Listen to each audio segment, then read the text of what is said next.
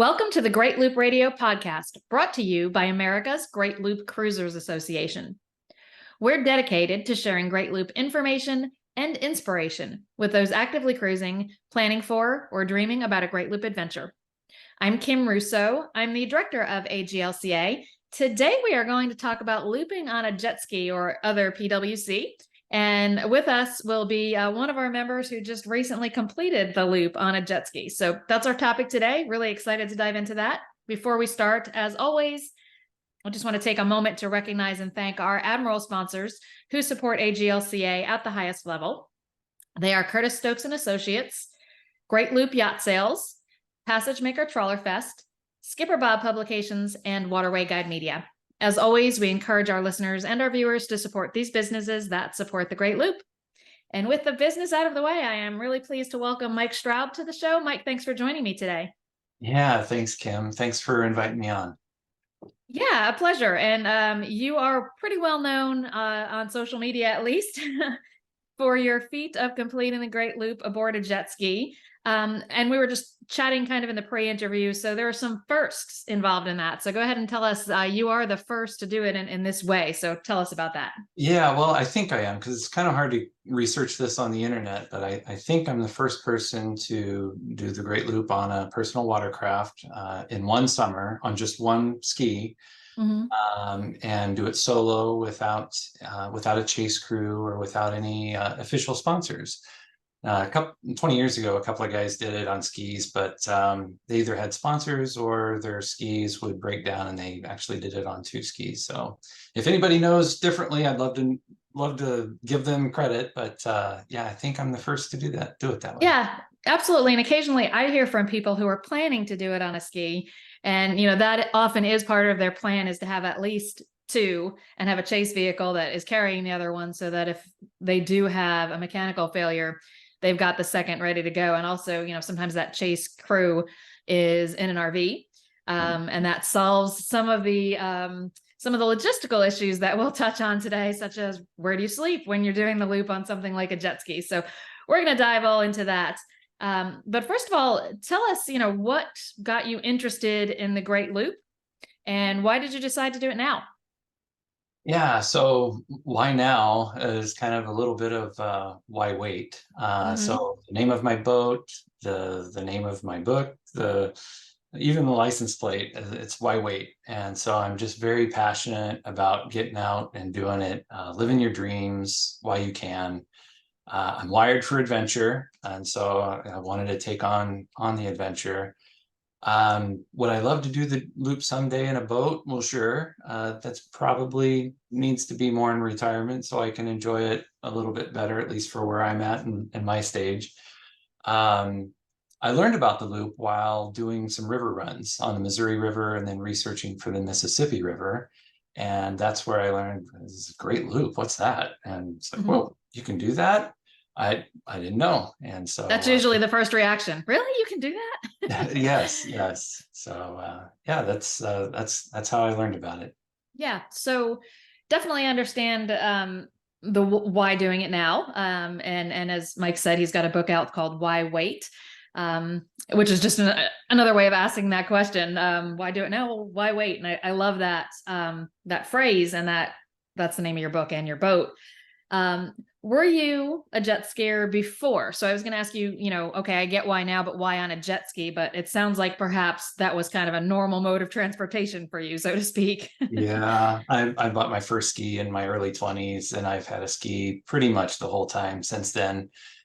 So I'm very comfortable on a ski. I know its limits, and that's so important, right? For anybody traveling on the water to be comfortable in their own machine.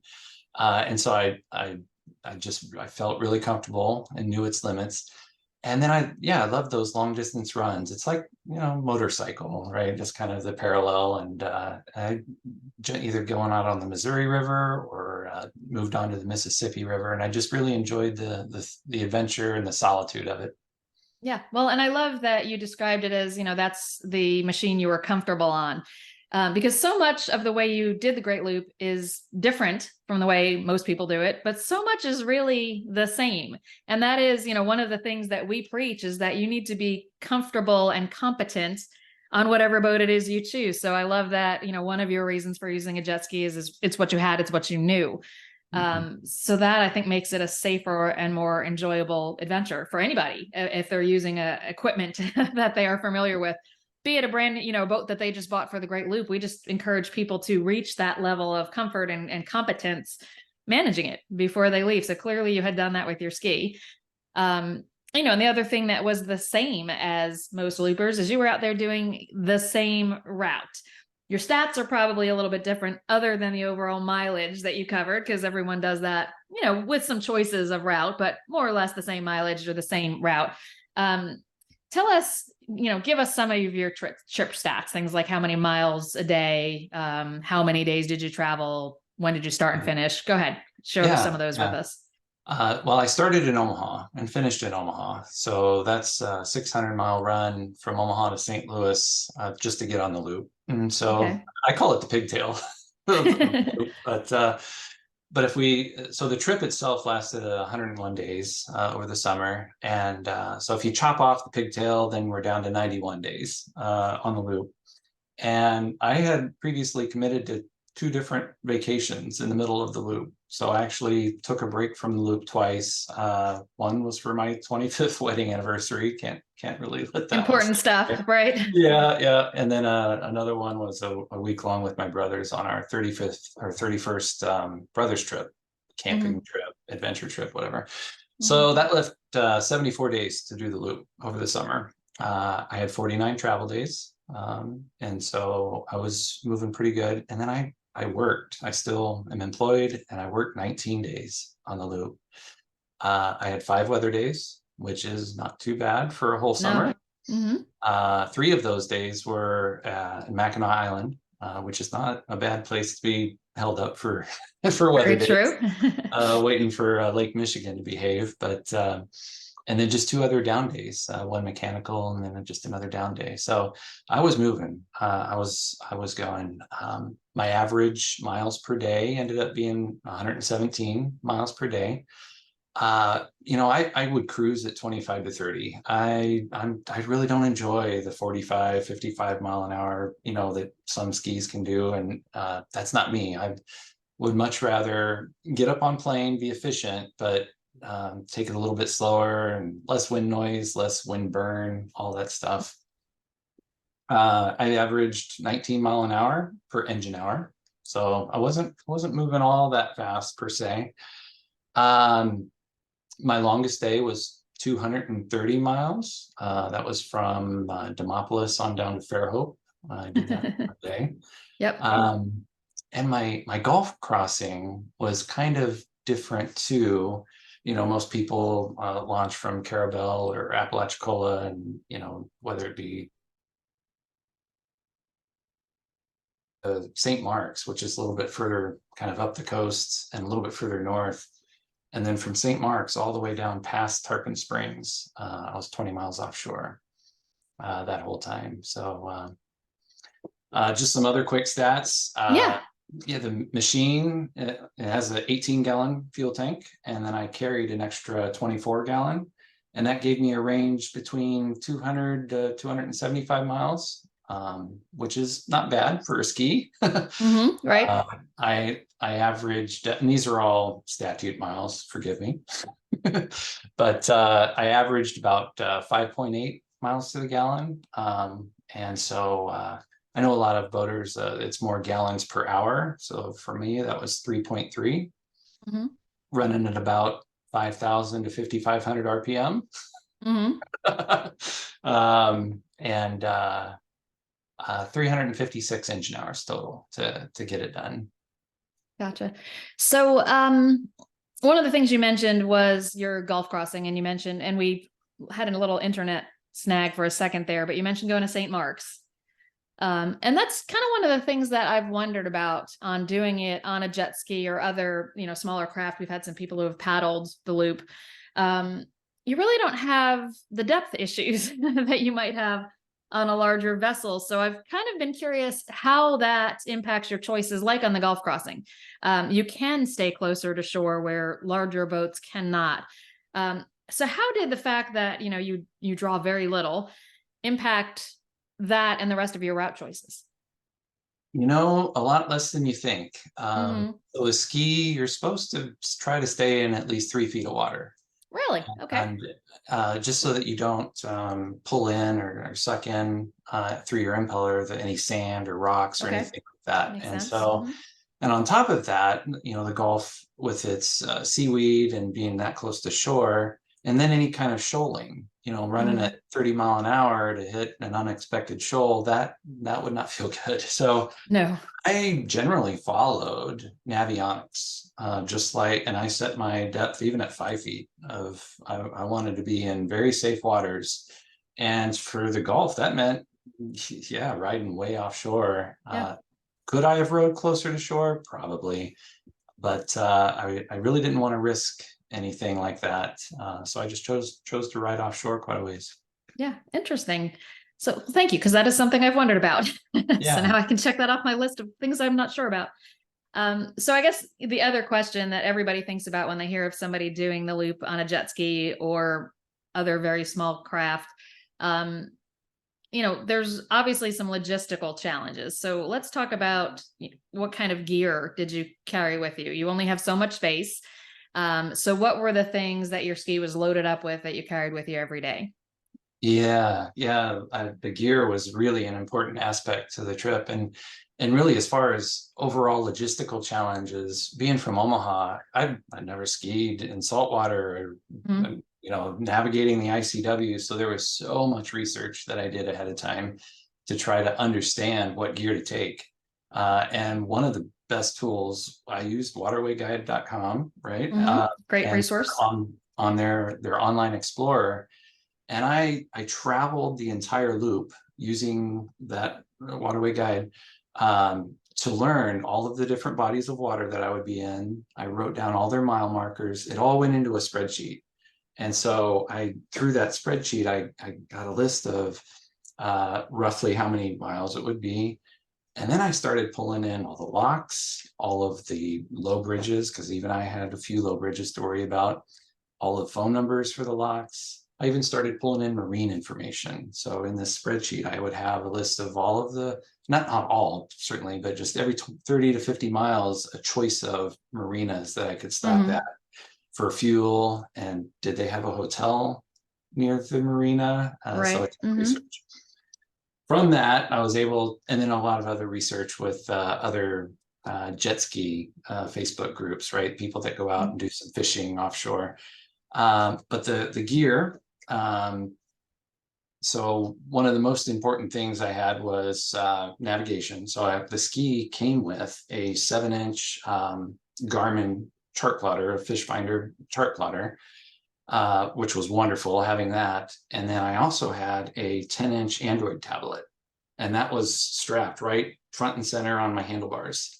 And Okay. that was running Navionics. So I had 2 chart plotters plus my phone, which could have acted as another one. Mhm. And that was great having that. And then the tablet acted as, you know, I had my spreadsheet there, so I could, you know, all my information handy, and communication as well, text messages, keeping up with social media, whatever.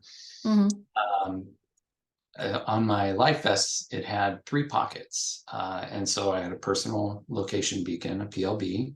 Mhm. And then I also had a Garmin InReach Mini. And so it's a little tiny device. Both were satellite based for SOS. So if one of them failed, I had the other one to, hey, I need help. And that gave me a lot of confidence being 20 miles offshore. Right. Uh, I also had a portable handheld marine radio. And I kept that in my pocket, and I had a cord running up to a mic with a speaker on it next to my shoulder. And that was awesome, keeping hands on the handlebar and quickly being able to speak with the lock masters, etc. I had 2 cell phones in case one accidentally fumbled and went into the water. I had a Mhm. second one ready to go.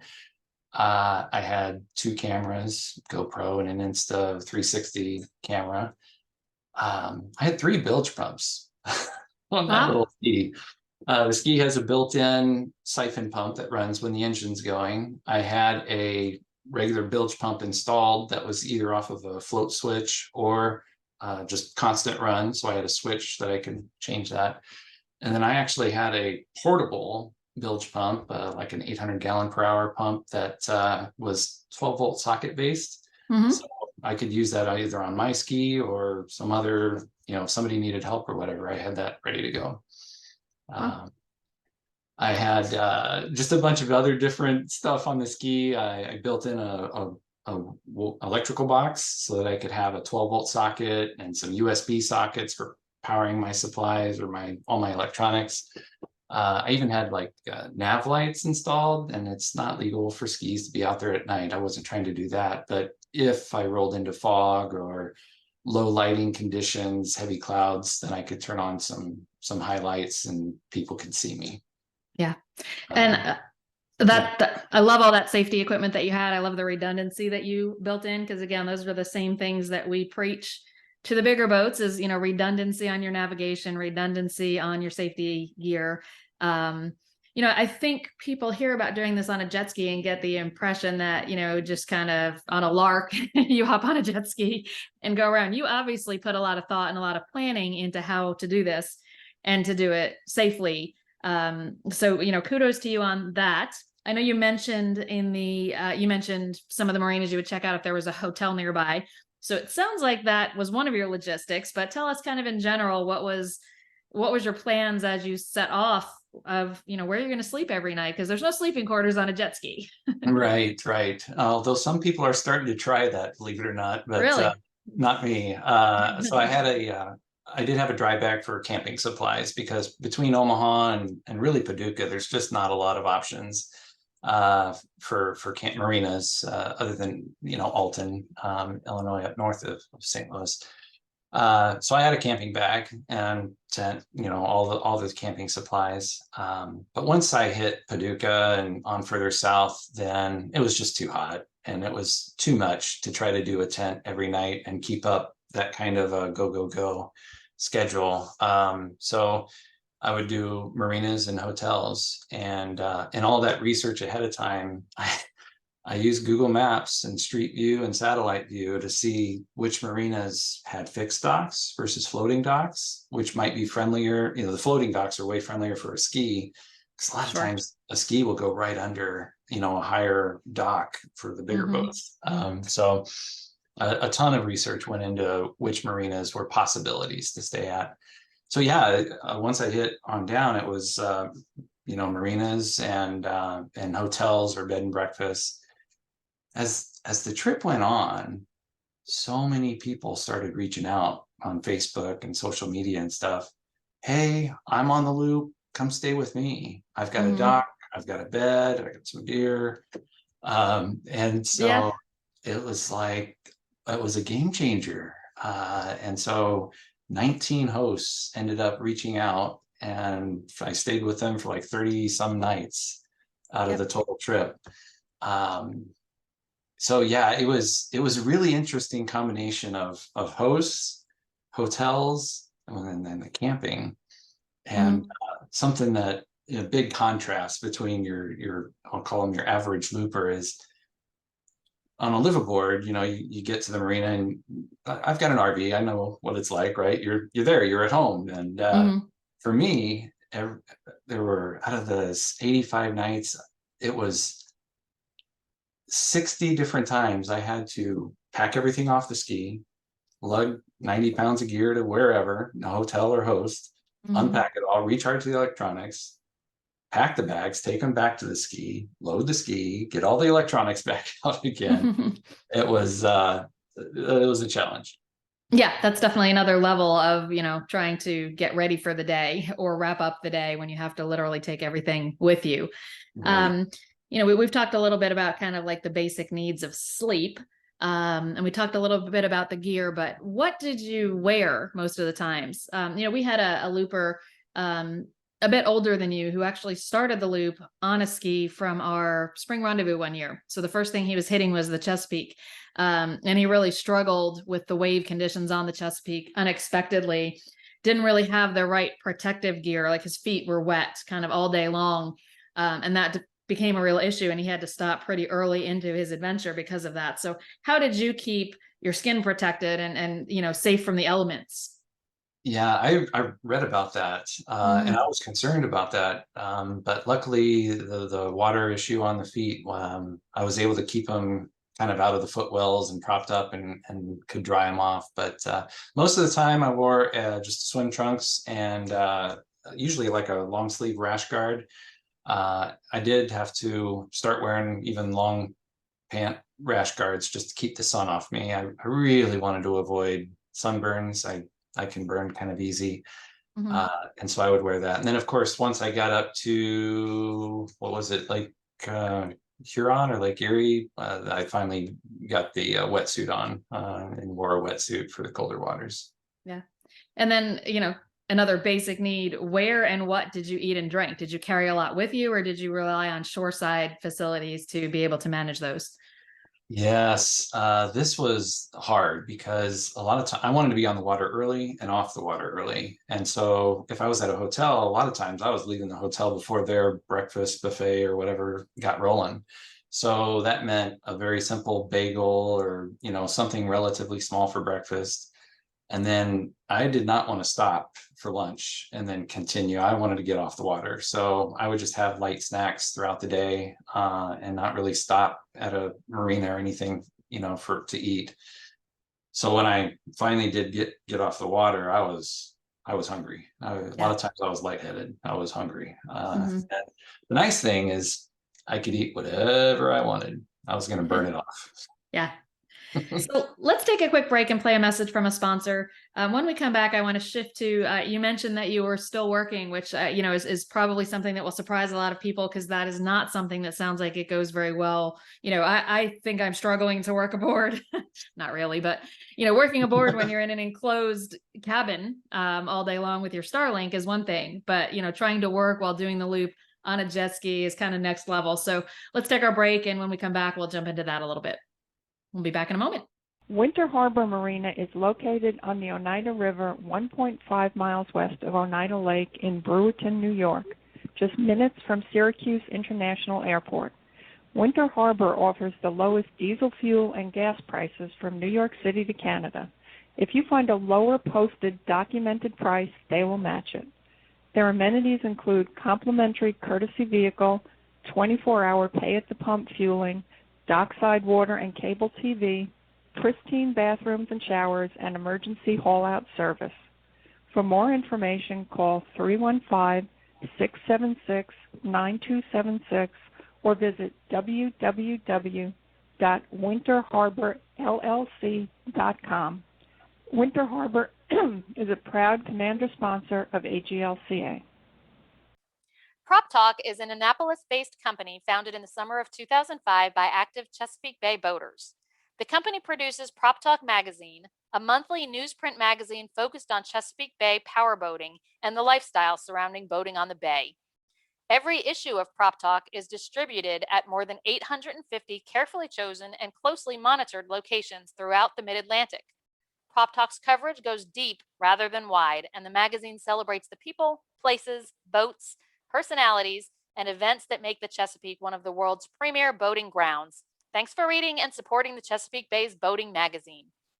We're back on the Great Loop Radio podcast. My guest today is Mike Straub. He recently finished the Great Loop aboard a jet ski. And as we're learning in our discussion, kind of a unique choice in vessels and some unique challenges that come with that. But overall, he had a very similar experience to what everybody else has. He covered those same waters.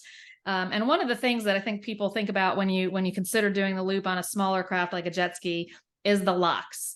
So like everyone else, you probably did, close to 100 locks, if not more. Any challenges to locking through on a jet ski? Did any of the lock masters and some of the bigger commercial locks give you a problem with that? Traversing through the locks was generally pretty easy. And for the most part, I did not have any trouble with the lock masters. The sides of the walls and how filthy they are, they're just covered with algae. That was not comfortable, right? Being around that, being so close to it. Some of the lock masters would let me just float in the center. which was awesome, because that was the ski's not going to tilt up and down from the eddies and currents. It's fine. It's when you're having to hold on to the side and try to keep the ski just a few inches away from the side. That's just kind of more of a pain than anything. As far as the locks, it was the lock weights. That's where the trouble was. I got caught up in some monster 4-hour, 5-hour lock weights. And, I get it. Commercial traffic first, absolutely, right? I'm just like any other boat that way, where got to let those go through first. So I would be sitting in on my ski with a golf umbrella for shade, at 95-degree heat for 4 hours, just waiting. In fact, one time it was so hot, I went to reach for my peanut butter that was in the ski, just snack, and I could drink the peanut butter out of the jar. It was so hot. Yeah. But so for the most part, the locks were fine. Yeah. Which route option did you take in the Great Lakes? Did you go into Canada or did you stay on the US side? Yeah, I chose to stay on the US side. So I took the Erie Canal all the way over to Lake Erie, and then Huron and Michigan. So I'd love to get up into Canada. I've heard Georgian Bay is just beautiful. So maybe next time. Next time around, it's a good reason to go again. Yeah. So we mentioned, and you mentioned that you still work. You're not retired yet, and that you worked, I think you said 19 days on the loop. So how did that work with looping on a jet ski? Because I doubt you're pulling out a laptop or something while you're underway. So did you just take complete days off of the loop to be on the clock for work? Yeah, I'm so fortunate. I've been at my employer, Team Software, for 29 years. And so they were pretty understanding, I guess, of what I was trying to do. When it's kind of a funny story, just trying to tell your employer, hey, I'm going to be gone for 3 months here. I had worked with the president. I'd worked with her for 20 some odd years. And I walk into her office and she's like, oh God, what are you doing now? And she kind of just knew me too well. And I said, well, I think I'm going to ride my jet ski 7,000 miles. You're crazy. It's like, well, yeah. But she's like, yep, you know what? We've got gals that take 3 months off all the time, and you're willing to stay, at least touch base every now and then. So go for it. So yeah, I had 2 laptops with me, redundancy, and I would double up in hotels or hosts, and I would spend a day resting my body, which that part was great, and then remote working from the hotel or from a host house.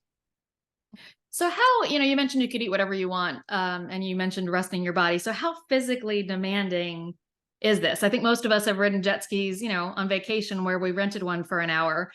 This is obviously something completely different. So how physically in shape do you need to be to take on the Great Loop on a jet ski? I should have worked out more before I started. I had the rivers to get my body used to being on a ski every day. And so that was great. I had a couple of weeks of easier riding. The Gulf and the Atlantic, here in Nebraska, and, we got waves from the wind, but we don't have swells. And so getting out there on the swells, and then just the whole, following sea versus a head sea, and even just a little 2-foot head sea on that ski, it's up and down, up and down. It's just, you can barely make plane sometimes. You're lucky sometimes for 15 miles an hour, or you run the risk of it crashing down and jarring hits. And that was probably the worst of it. It's not so much if the ski came up into you, it was when the ski dropped away from you, and the whole ski and your handlebars, and it's just a jar. I can still feel it. I can tell.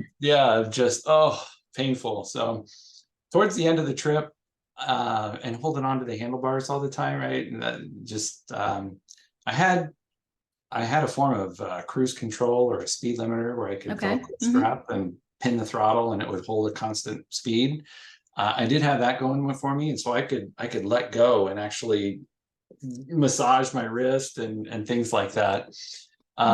But towards the end of the trip, Lake Michigan, and it was getting to the point where I was starting to kind of go numb a little bit on the arm. Yeah. So pretty physically punishing. Yes, It sounds yes. like. So we mentioned that you have a new book out about your experience. It's called Why Wait with a Y, Letter Y, the yep. letter Y, wait. And we wish you the best of luck with the book. Tell us, when did you decide to write a book? Did you start the loop on a jet ski thinking this will make a great story? Or did you realize somewhere along the way, or even after, that you really had a story to tell? Yeah, I did not know I was going to write a book. I was on the loop and I was just chatting with somebody and they were like, "Man, I can't wait to read your book." And I'm like, "What book?" And they're like, Mhm. "Wait, you're going to write a book?" I mean, it was just a foregone conclusion. I'm like, Mhm. I don't know. So then I got home and after the loop, and my wife, she's a bit of a bookworm, and so Mhm. she encouraged me. She even for Christmas, she bought me a book, kind of like one of those how to write a book for dummies. And Mhm. so after thinking about it, and after finally in April, that's when I started writing the book, and I felt like the loop and doing it on the ski is one thing, but I really felt like why wait? And that message, that's everybody, right? Mhm. It's everybody can appreciate how life just can pass you by a little too quickly. And I read so many on the Facebook group of Mhm. just people, time and again, where it's one thing or another, and it's not that they can control it, but just life, happens. And so I feel it's a great story, a reminder for people to get out there and live their passions and live their dreams. Yeah. No, I've seen far too many people who wait for that perfect time to do the loop and it never comes. It's kind of like that old saying, like waiting for the perfect time to have kids. There is no perfect time. I Right. think that, that can be said about the loop too. And I mentioned, somebody who attempted it starting from our spring rendezvous, who was well into his 70s. And as we talked about, it's a physically demanding task. And I think, he probably could have done it. I think maybe he just waited a little bit too long. So I love the why wait idea. And again, that's one of those things that I think really translates from your experience doing it on a ski to anyone's experience of doing the Great Loop. So how, obviously you had some expectations when you started this. How did the actual reality of doing the Great Loop on a ski differ from what your expectations were?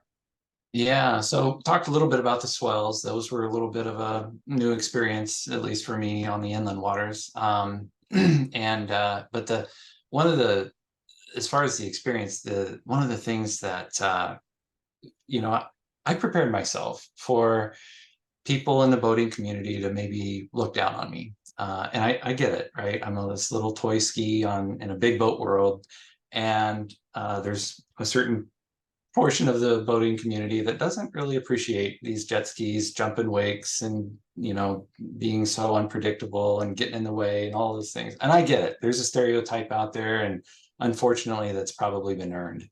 But there was so much support. I'm getting goosebumps. The Me amount of too. support of that the people that reached out, and it did not matter. People were on $5 and $10 million yachts, and people were on smaller boats, and everybody reached out and supported me. And it was amazing to come up onto these boats, and they kind of knew the story was getting around. And so as I would pull up or pass a boat, there'd be the captains in their helms, and they would be cheering me on and waving me on and rooting for me. And so um that was such a pleasant surprise, and to receive that much support from everybody. There were a couple of different rafting parties that I attended, local raft ups, right? Hundreds of Right. boats, all just Hmm. enjoying the day. And uh, in both of those, when I pulled up, there was all kinds of hooping and hollering, and Fun. they were yelling out, "Hey, why wait? Come over here. Why wait? Why wait?" And it was like, keep on yelling that. You're getting the word out. Mission Yeah. accomplished. Yeah. Well, and I love that you shared that because, loopers as a whole are some of the most kind and giving and generous and enthusiastic and supportive people I have ever met as a group of people.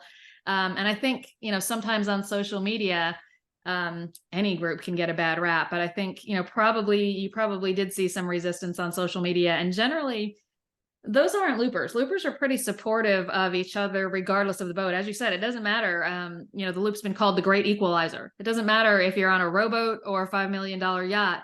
You're all out there with the same goal. And it's generally a pretty supportive community. So I'm super glad that you found that to be the case. And I got goosebumps when you were talking about that too. Yeah. So thank you for sharing that. Last question, would you loop again? I think you mentioned in the beginning, maybe when you retire, but if you were to loop again, would you do it differently? Would it be a different boat? Would it be a different adventure? Right, right. That's such a tricky question. Would I do it? Would you do it again?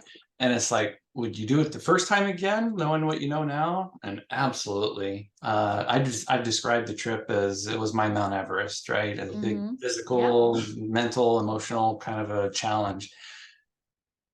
So absolutely, I'm so glad I did it. Amazing experience. Now, would I do it again on a ski? And my first reaction when I would complete it was no way. It was such an amazing adventure that any trying to live up to that would be so hard to do. Mhm. But it's been a year or a little more, and I'm kind of an adventure junkie, so I don't know. I'm playing with the idea. I might do more inland rivers. Mhm. There's a lot of choices there, and then of course in the future to do it on a boat. Maybe a few years down the road. But I know one thing. I can't wait too long because why wait's calling me. Yeah, there you go. Mike Straub, thank you for sharing your story.